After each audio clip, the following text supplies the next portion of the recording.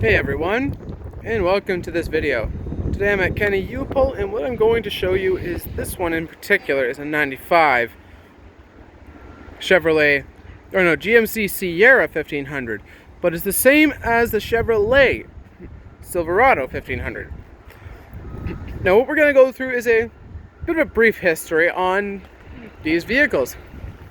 So we'll start out under the hood. Now this model went from 88 to 98 as a 1500. We're not covering anything on the heavy duty today. I'll do that with a heavy duty truck. Now the options you had for engines were a 4.3 liter V6, 5 liter V8, and a 5.7 liter V8. Now, you could also get a 6.5 liter in the 1500, which was a Detroit diesel. Now that didn't last too long, maybe 2 or 3 years. But yeah, we're not really going to touch on that much because I don't really know the history of the 6.5 diesel. But the 4.3, 5 liter, and 5.7 were always there. Now from 88 to 94, there was a TBI, which is called toilet bowl injection.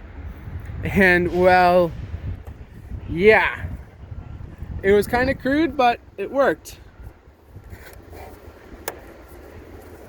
And that's kind of neat. There's a little light right there. And this light comes out somehow. And it goes, it can reach all the way to the back of the truck. Now, 88 through 93 was one front end. And then 94, they modernized the front end, as well as the interior. The interior also got a change midway through. This is one of the longer generation of GM trucks, which personally, I think is one of the best generations of trucks for reliability. Now, you can get this one in single cab long bed, single cab short bed, extended cab short bed, or extended cab long bed. Now, this one is actually fairly loaded. Brown interior, which I don't like, but it had the center console, but with a column shifter.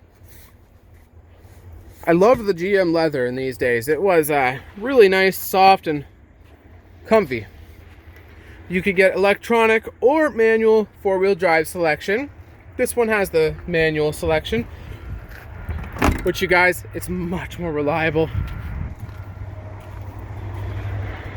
But wow, aside from that dent, this box is actually in fairly decent shape. Now this one has a 6.5 foot bed. There's a GM Duraliner. I don't know if GM made that or outsourced it. It was probably outsourced. There's the intake stuff.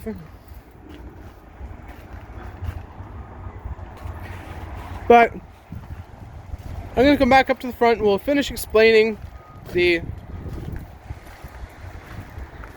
engine history. So, some point in 95, maybe 96, they introduced the Vortec line. The Vortec line was just they used the same size engines, but they beefed them up and gave them the name Vortec. Some people call them Vortex. That kind of annoys me.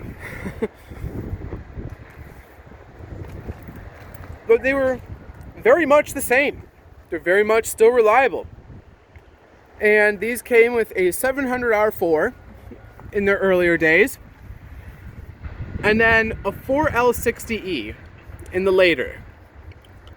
You could also get a 5-speed manual, which actually in the GM trucks is quite hard to find. So if you find one for a good price, probably a good choice to buy it. Now 97, or no, 99 I think. No, 98 I think. They introduced a rear opening door on one side. Until then it was basically pull this back, climb in the back. It was a coupe of trucks, so to speak. And it was kind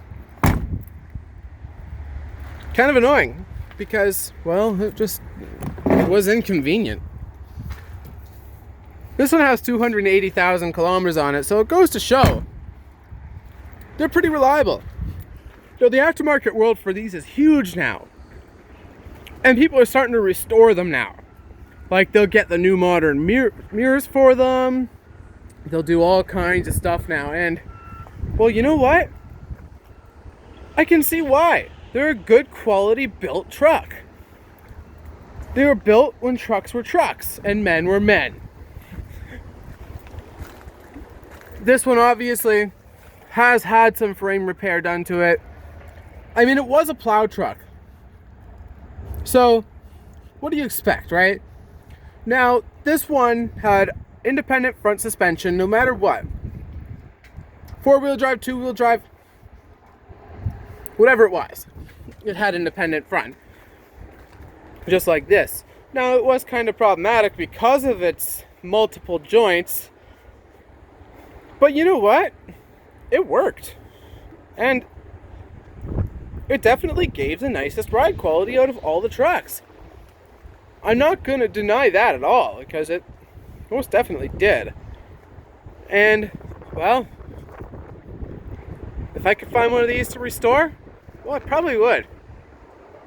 But the problem is finding them in good enough shape to be restorable, because a lot of times they're like this, just completely rotten and basically need a cab off restoration, and the whole bottom of the cab needs to be rebuilt.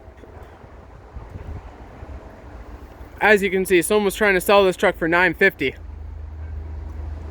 Well, they didn't get it that. Then they wanted another $700 for the $750 for the plow stuff.